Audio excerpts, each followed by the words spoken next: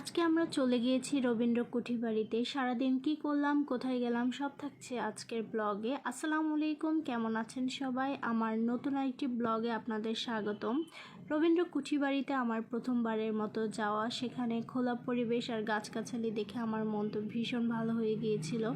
তাল গাছগুলো দেখে সেই ছোটোবেলার কবিতার কথা মনে পড়ে গিয়েছে। তাল গাছ এক পায়ে দাঁড়িয়ে, সব গাছ ছাড়িয়ে উঁকি মারে আকাশে। এই কবিতাটি আমরা কম বেশ সবাই পড়েছি, তাই না?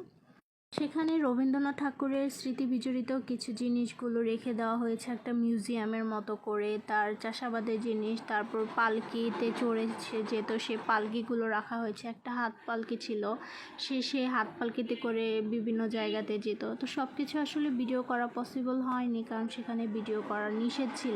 তাই যতটুকু পেরেছি করেছিলাম। হাঁসগুলো পানির মধ্যে কি সুন্দর খেলা করছিল। আসলে এগুলো কিন্তু গ্রামে গেলেই দেখা যায়, এগুলো কিন্তু শহরে থেকে দেখা কখনোই সম্ভব হয় না। রবীন্দ্রনাথ ঠাকুরের থাকাকালীন কিছু গাছ লাগানো হয়েছিল, সে গাছগুলো এখনও রয়ে গেছে। সেগুলো স্মৃতি বিজড়িত হিসেবে রয়ে গেছে। আসলে তার হাতের জিনিসগুলো কয়েকটা গাছ ছিল এরকম তার স্মৃতি বিজড়িত।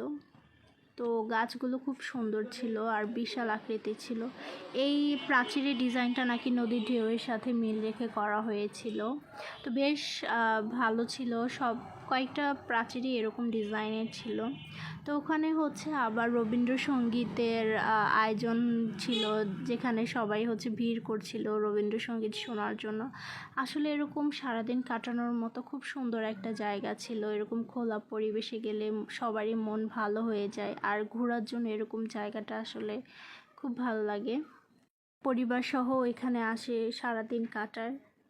এখানে হচ্ছে কয়েকটা দোকান ছিল, যেখানে কাঠের জিনিস, তারপর হচ্ছে বিভিন্ন ধরনের শোপিস, মাটির জিনিস, অনেক ধরনের আইটেম ছিল। তো দেখা গেছে যে ঘুরতে গেলে অনেকে শপিং করে। তো আর এখানে হচ্ছে সব কিছু ইউনিক জিনিসগুলো পাওয়া যায়, আর মানুষ কিন্তু ইউনিক জিনিসটাই বেশি খুঁজে। আমার কাছে এই হারিকেনটা অনেক ভালো লাগছিল, যার কারণে বারবার ওইটাকে ধরে দেখছিলাম। তো মাটির জিনিসগুলো দেখলে মনে হয় আমার মাথা নষ্ট হয়ে যায়, কারণ মাটির জিনিস আমি খুব পছন্দ করি, যার কারণে দেখলে মন চায় যে সব কিছু আসলে কিনে নেই। তো আপনাদের কার কার এরকম মনে হয়? মাটির জিনিস আপনারা কারা কারা খুব পছন্দ করেন? আমার কাছে ভীষণ ভালো লাগে। তো এখানে মাটির জগ ছিল, পাতিলা ছিল, প্লেট ছিল, কাপ সেট ছিল, বিভিন্ন ধরনের জিনিস ছিল। সব ধরনের জিনিসগুলো এখানে ছিল।